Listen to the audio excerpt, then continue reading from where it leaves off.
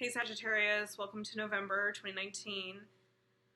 This month I'm doing kind of like a fairy tale theme for Scorpio season. So I'm pulling from this novelty spirit deck from the Spirit Halloween store. I am pulling from my Writer's Emergency Pack because it's like if it's a fairy tale and you're writing your story, then like maybe we can think about like how to think about your story in a different way or how maybe to rewrite it.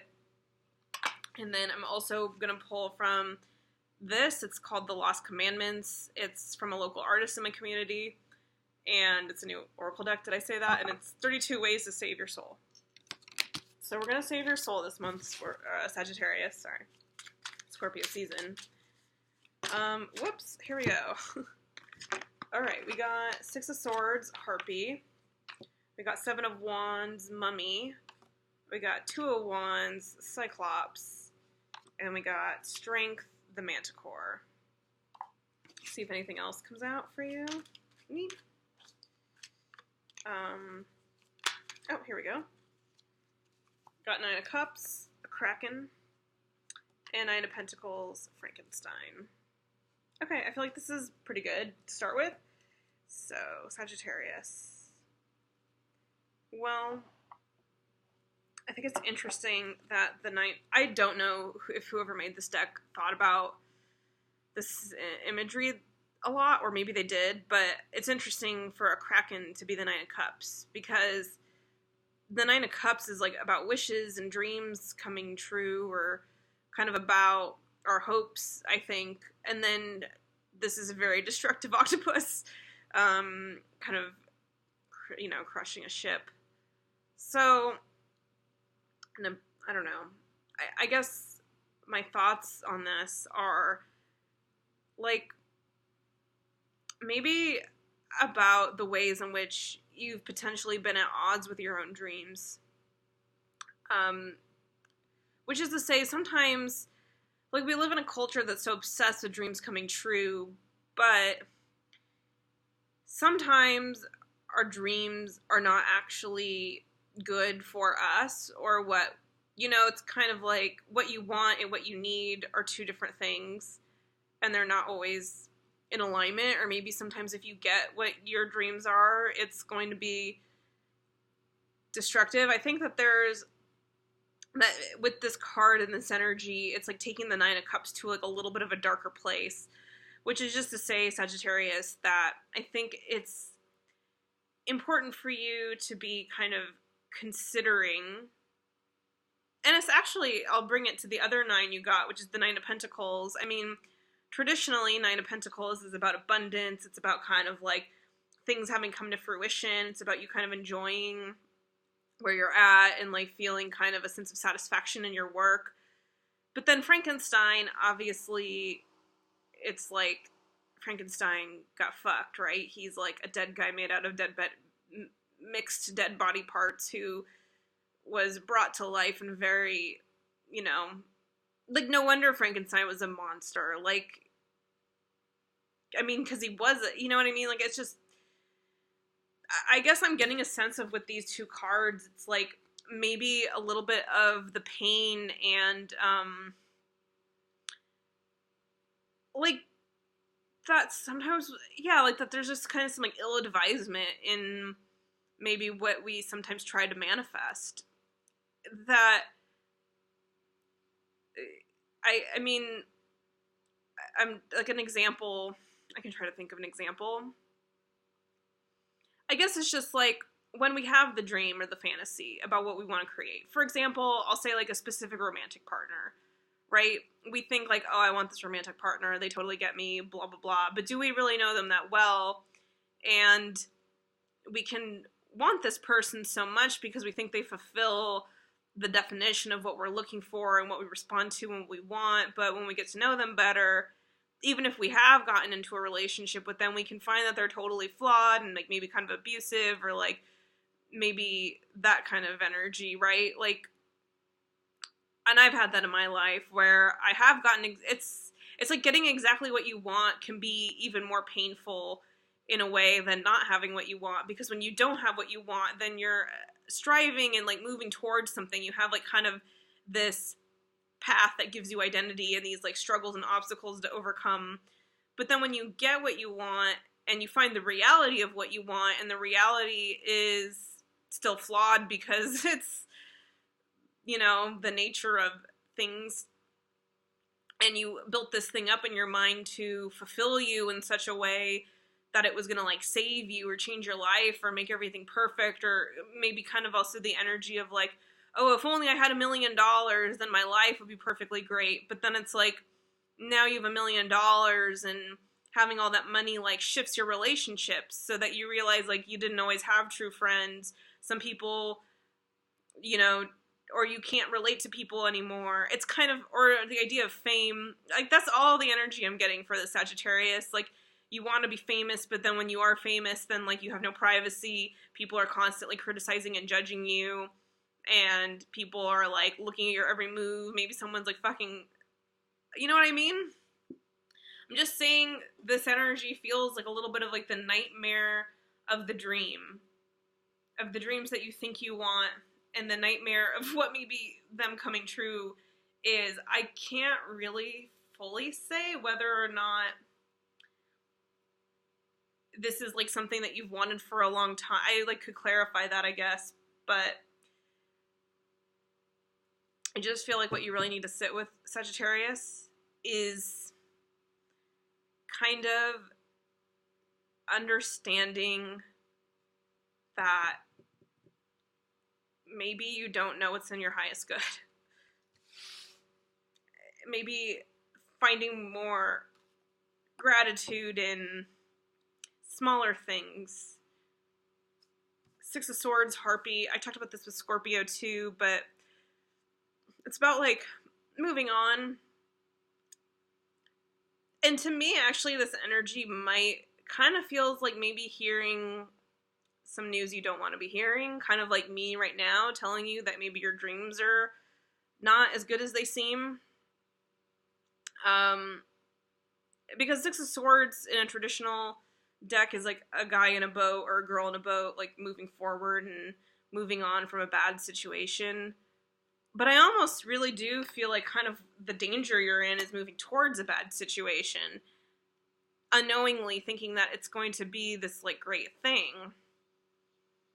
It feels a little bit like you're moving into danger, and that maybe there's like kind of this call that's like, hey, watch out, right? Like, maybe you need to move on from something you've been attached to a little bit. I'm going to keep reading because I want to, like, clarify that. Okay. Seven of Wands, Mummy. I mean, this card feels like a little bit... The Seven of Wands in a traditional deck, I think, is a little bit about being kind of, like, at odds with everyone and being... like, kind of... it's like kind of being alone and like being outnumbered almost is sort of the vibe. And then a mummy, I mean, to me, a mummy, I think about how like these guys like were exalted with this great honor of like building a tomb for them. But I mean, okay, this is like a super fucking weird dark reading, but I guess it's a fairy tale reading, so maybe it makes sense that it's getting a little dark. And it's Scorpio season, and that's all about going to the depths. But like with mummy energy and Seven of Wands, and to connect it with what I was kind of talking about before, it's like King Tut or whoever the fuck, right? It's like his whole life, I'm pretty sure their whole lives were about building this giant temple so that they could be in like heaven and the afterlife in this exalted place, right? So everything they did was about dying, basically. But none of us really know what death is. What if death is just non-consciousness and it's nothing, and it's like going into the void and it's not anything?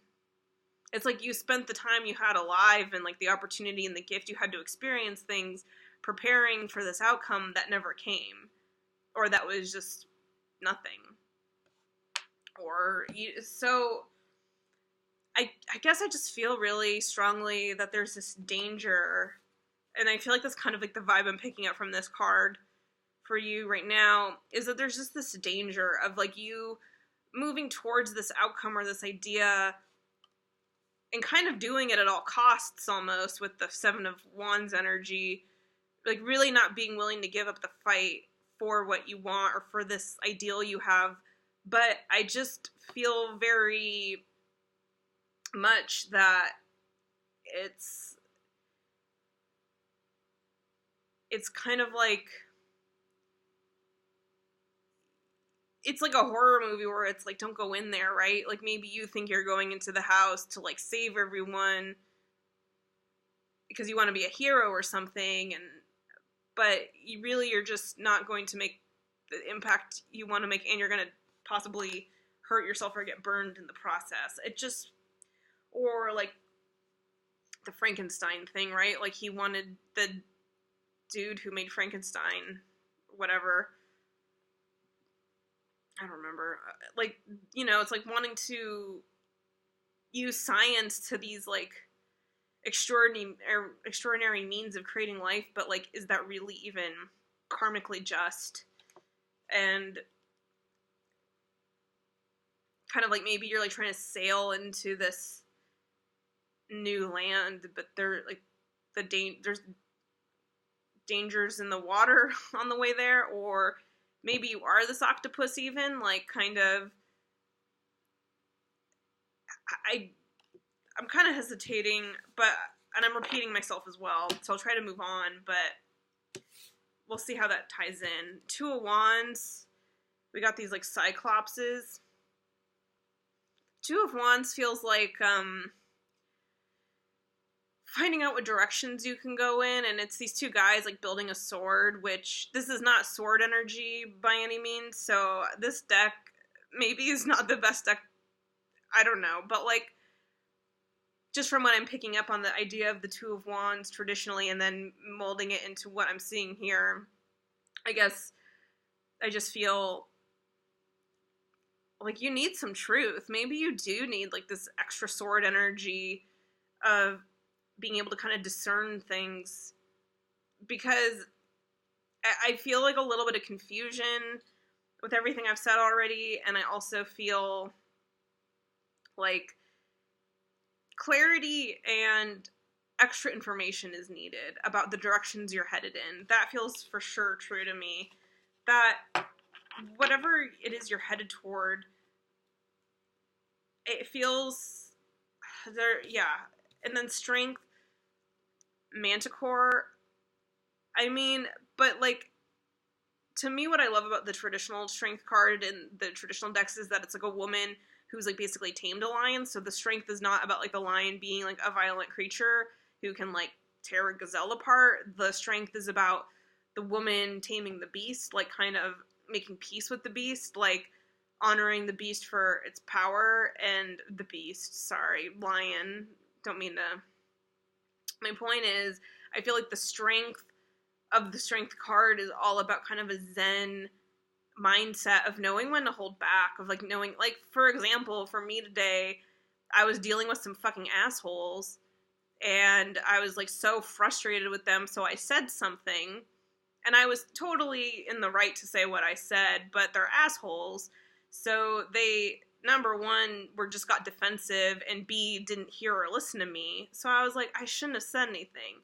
not because I wasn't right, but because in the situation I'm in, it doesn't serve me to fight all the time when something is just out of my control and I can't, you know, have all the power in the situation that I want. So my strength comes from my holding back and from my not giving.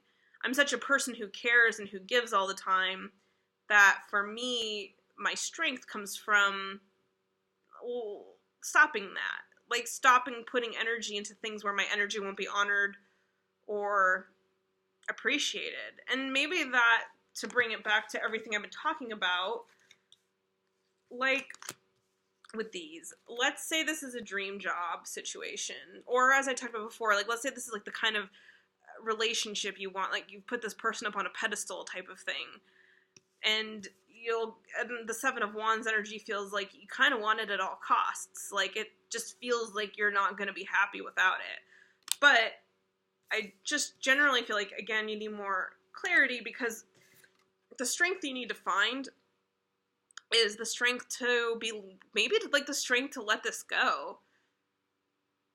I really feel like it's the strength to kind of know, like, you know, I wanted to invest myself in this, but I'm gonna keep giving and giving, or I'm going to be hurt by the situation or some way, or maybe you're even, like, per Frankenstein, like, abusing power and, like, creating life where that's not your place to do. Like, just because you can do something doesn't mean you should. So I just generally, I don't totally know what your situation is. This is a general reading, and I don't like to try to predict the future. I just like to talk about, like, energies that are at play, and kind of, like, how, like, if any of this resonates with you, just stuff to think about, like, how to look at your situation and from a new perspective, or hopefully to get validation. So anyway, point is strength. I feel like this month it's very important for you to rely on the strength of kind of using your own discernment and gathering more information and being open to being wrong, but also being open, like, wrong about what you thought something would be. Being open to things being different than what you've built it up to be in your mind. Being open to either holding back or moving in a different direction.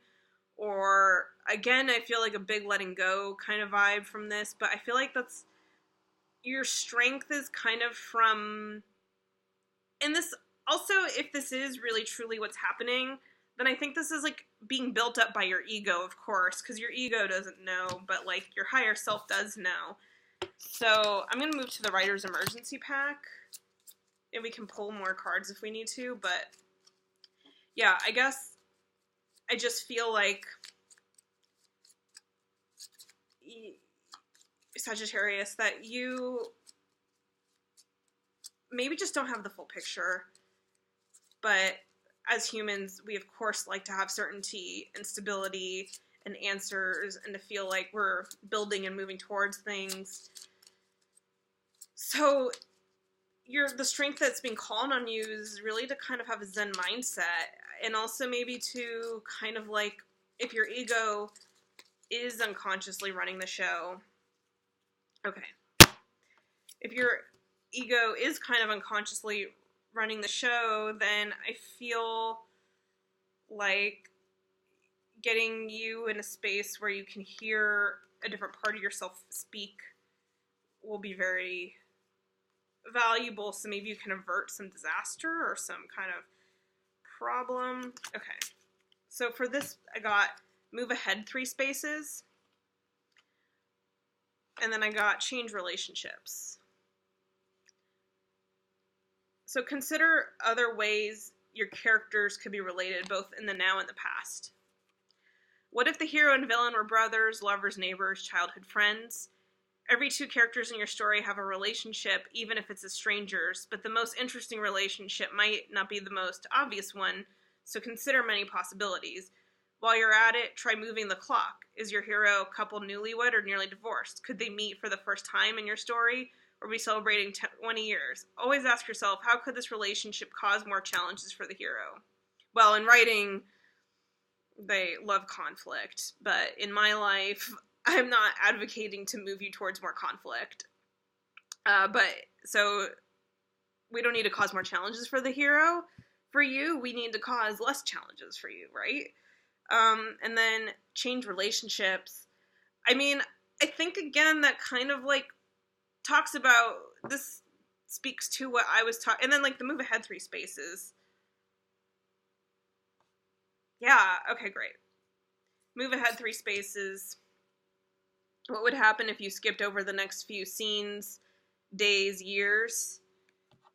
Jumping forward gives you a chance to recenter your characters in their story, and show the effects of their actions. Like a curtain between acts, it lets you change styles and settings and seasons. Readers can often fill in what they miss, particularly when the overall patterns are clear. We don't need to see every week at Hogwarts, so blah, blah, blah. Like, basically, I feel like these are kind of echoes of the fact that, like, whatever situation you're in, I don't know that you're seeing the full picture of what is really happening, or the potential danger you're maybe getting, because it's like Nine of Cups, Nine of Pentacles, beautiful energy in a traditional deck, but here we have like kind of these like more destructive, ominous energies, and we have this kind of like watch out energy, and we have this kind of like feeling of like being out for something at all costs, even when like the costs might not be worth the price. So I feel like, or what I talked about like with bad relationships, right? Like, we think we know what kind of relationship we have with someone, but how do we look at the relationship from a different angle? How do we think about the relationship we're in where we're not idealizing someone, maybe? Like, because maybe so often as humans, we are projecting what we want someone to be onto that person, and so we read it in everything they do, like, oh, so-and-so is so giving to me, but it's like, yeah, like, so-and-so is so nice to you every time you see them, but, like, how often are they reaching out to you? How often do you see them? How much are they giving you, like, true fulfillment and, like, a true evidence that they're showing up for you all the time, for example? Or the Move Ahead 3 Spaces card, it's like, yeah, like, we think this job is gonna be great, but, like, maybe the job that we think we want is filled with all these toxic assholes, and then we're gonna be dealing with that. Like, maybe, because it's kind of like, something I've always thought is like, you can have your dream job, like for me, maybe my dream job is writing on a TV show, personally. But if I'm working on a TV show and I'm surrounded by fucking assholes, versus if I'm working at like Target, but everyone around me is really kind and great and we're like laughing in the break room a lot, which situation am I happier in? You know, it's like, I think that's like overall the message. It's like, I think you're just clouded by something, and I don't know for you what that is, what you're idealizing or what the dangers you're missing are, but I think that it's, and not to say completely that like the direction you want to be moving in is totally wrong, because maybe, like, you do want to take kind of a dream job that has flaws and potholes in it, because those challenges will help you grow and move in a direction you want to be moving in. But I think it's still very important this month for you to be kind of, like, aware of as much as you can possibly be aware of. Take off some rose-colored glasses, I think, and kind of try to see things a little more honestly. And kind of, like, put yourself maybe in someone else's shoes, too, with this change relationships. Because both of these talked about, like, moving the clock. Try moving the clock. Are you a newlywed or nearly divorced? Kind of, I don't want to say, like, I don't want to, like, put you into the future where I'm asking you to, like, predict the future, because, like, I can't even do that, obviously, right? I think I'm talking more about, like, presently, the importance for you to, yeah, find that sense of honesty with yourself, and again, to bring it back to kind of like ego stuff, that you don't want to fulfill your ego at the cost of like the rest of your life, or, okay, we got here, so we got for you, honor the mundane and spread the love for your oracle cards. So I'll read them. Spread the love. Do not hoard your precious heart currency. Love depreciates when stashed under the mattress. Spend it, splurge, break the bank. Give and ye shall receive with interest. And honor the mundane. Jesus may have walked on water, but he also had to take out the trash, probably. Everything is sacred. Embrace the daily ritual as a tribute to what it is. So, to me, these oracle cards, and I'll start with the spread the love, do not hoard your heart currency. I mean, and I talked about not putting people up on pedestals. That was my message to you, but,